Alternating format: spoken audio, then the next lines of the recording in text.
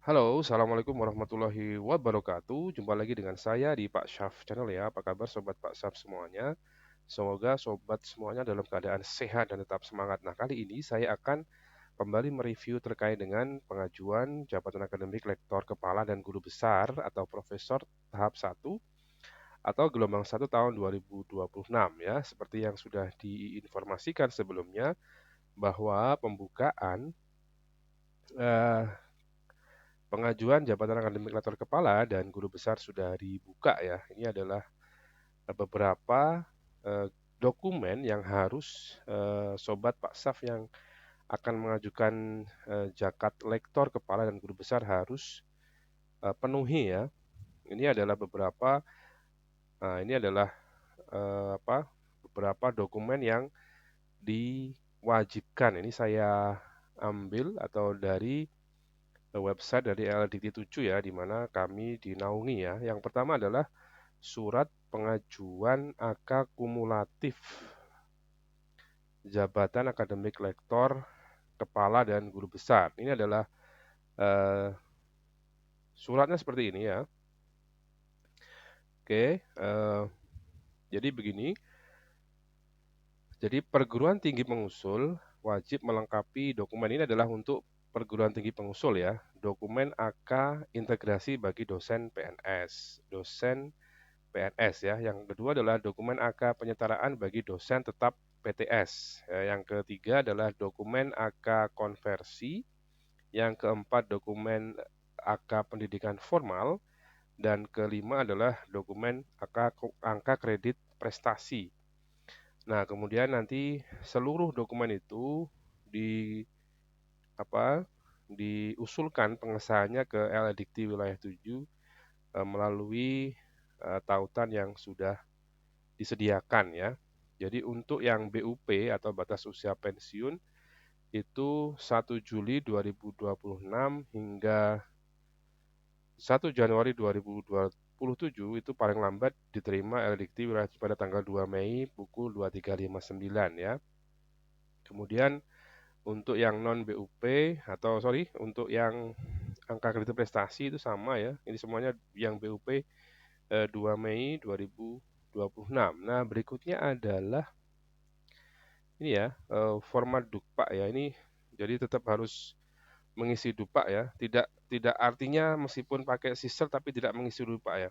Jadi tetap mengisi Dupak ya atau daftar usulan atau daftar usulan penilaian angka kredit ya. Jadi tetap harus mengisi Dupak ya. Jadi teman-teman sudah sangat familiar dengan format ini ya. Ini saya lihat tidak banyak berbeda dengan format yang kita gunakan ketika mengajukan AA atau lektor ya. Jadi ada unsur pendidikan, ada pengajaran, penelitian, pengabdian masyarakat dan juga penunjang ya. Jadi sudah seperti ini saya kira tidak banyak berbeda. Ini adalah dokumen yang harus dipenuhi ya.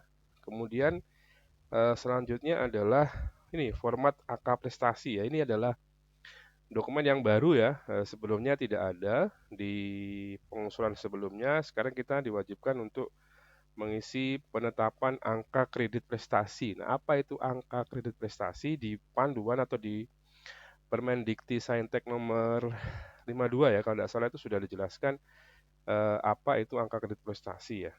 Nah, biasanya adalah angka kredit atau pencapaian kinerja Tridharma yang melebihi indikator kinerja ya. Jadi di atas indikator kinerja yaitu dianggap prestasi. Nah, ini juga dikeluarkan oleh perguruan tinggi pengusul ya. Selanjutnya adalah surat pernyataan pemimpin perguruan tinggi ya. Ini pernyataan bahwa seluruh ini ya, ini keabsahan dokumen ya sepertinya ya. Jadi ini adalah surat pernyataan keabsahan dokumen ya, selain surat pengantar yang harus dikeluarkan oleh perguruan tinggi dan ditandatangani oleh pimpinan PT. Ini saya kira tidak terlalu sulit ya. Oke, berikutnya adalah, nah ini format berita acara persetujuan Senat ya. Kalau saya lihat cukup berbeda dengan format sebelumnya. Kalau dulu seingat saya tidak ada format dari Dikti maupun dari Dikti Pusat ya. Nah sekarang sudah disetarakan ya. Jadi sudah dibuat seperti ini. Nah, di sini ada daftar hadirnya, di sini ada berita acaranya. Nah, berapa anggota SOT yang hadir dan tanda tangan di sampingnya. Ini adalah salah satu syarat wajib atau dokumen wajib yang harus dipenuhi ketika Sobat Paksaf ingin mengajukan eh, jabatan akademik lektor kepala dan guru besar di gelombang 1 tahun ini. Berikutnya adalah format konversi juknis ya.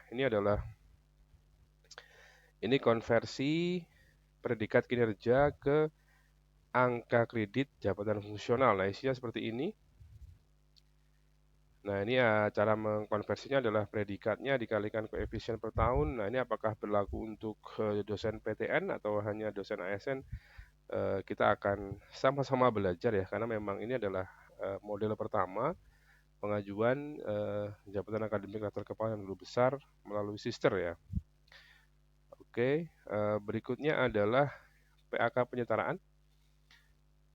Ini penyetaraan angka kredit ya. Jadi ini adalah isinya jumlah angka kredit yang diperoleh, nilai dasar. Ini juga kita harus tahu ya panduan mengisinya bagaimana. Di sini nilai dasar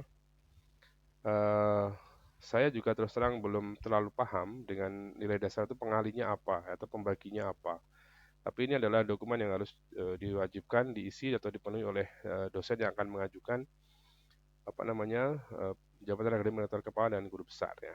Berikutnya adalah PAK akumulasi. Ya, ini banyak sekali ya. Jadi tadi ada konversi, ada akumulasi dan seterusnya. Ini jadi harus kita pahami, kita siapkan nanti ketika pengajuan lebih gampang ya. Ini akumulasi ya. Jadi total tahun ini ya. Tahun ini jadi hitungnya setahun ya, tidak tahun akademik tapi setahun ya. Ini mungkin dulu PAK ya atau namanya SPK ya mungkin ya. Atau penilaian kinerja dosen itu ya. Apa PKD atau SKD gitu. Sorry SKD ya. Jadi ini 1 tahun penuh ya dari Januari sampai Desember. Nah, berikutnya ini adalah apalagi ya? Selanjutnya adalah surat pernyataan fakta integritas ya. Ini keabsahan karya ilmiah sepertinya sama ya dengan persyaratan administrasi sebelumnya, tidak jauh berbeda. Tanda tangan materai. Kemudian terakhir ini adalah format. Nah, ini adalah berita acara Komite Integritas Akademik ya. Ini untuk memastikan bahwa dosen yang bersangkutan tidak melanggar kode etik akademik, misalkan plagiasi dan seterusnya ya. Jadi ini juga harus dipenuhi oleh calon atau dosen yang akan mengajukan jabatan akademik dan lektor kepala. Nah, selain itu saya juga sudah pernah mereview bagaimana kita melakukan klaim angka kredit penelitian ya di Sister. Nah, salah satunya itu persyaratan yang harus dipenuhi dan juga ini adalah administrasi-administrasi yang juga harus dipenuhi ketika kita akan mengajukan jabatan akademik lektor kepala dan guru besar ya. Tentunya sebaiknya dipersiapkan lebih awal ya supaya kita tidak tergesa-gesa, terburu-buru dan akhirnya nanti tidak lengkap ya ininya apa syarat-syaratnya. Ini cukup banyak dan saya kira harus dipersiapkan dengan sebaik-baiknya ya. Dan juga jangan lupa ini ada lini masanya ya. Lini masa pengajuan itu kalau kita lihat di ya kita coba buka di sini ya. Kita buka di LLDikti 7 ya, di mana kami bernaung itu kita lihat di sini ya, kita lihat di pengumuman.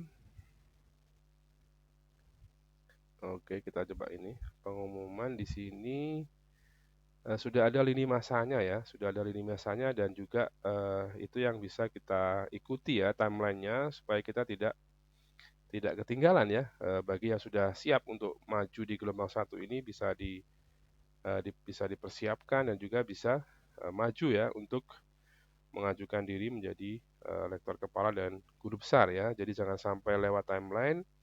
Bagi yang belum siap ya bisa ini ya, bisa mempersiapkan diri untuk masuk ke gelombang 2 ya, gelombang 2. Oke, jadi itu adalah salah satu atau dokumen-dokumen yang Sobat Paksaf harus lengkapi dan juga harus penuhi untuk menjadi syarat wajib yang akan digunakan ketika pengajuan jabatan akademik terkepala dan guru besar ya. Saya kira itu saja yang saya sampaikan pada kesempatan kali ini. Semoga bermanfaat. Jangan lupa like, comment, share, dan subscribe Pak Syaf channel sebanyak-banyaknya. Oke, sorry. Ini ada yang satu kelewatan ya. Di sini pengajuan pengesahan dokumen angka kredit prestasi dilakukan melalui laman Sister ya, layanan karir, proposisi penelitian. Nah, ini sudah pernah saya review sebelumnya. Oke, terima kasih. Semoga bermanfaat. Jangan lupa like, comment, share, dan subscribe. Pak Syaf channel sebanyak-banyaknya. Assalamualaikum warahmatullahi wabarakatuh.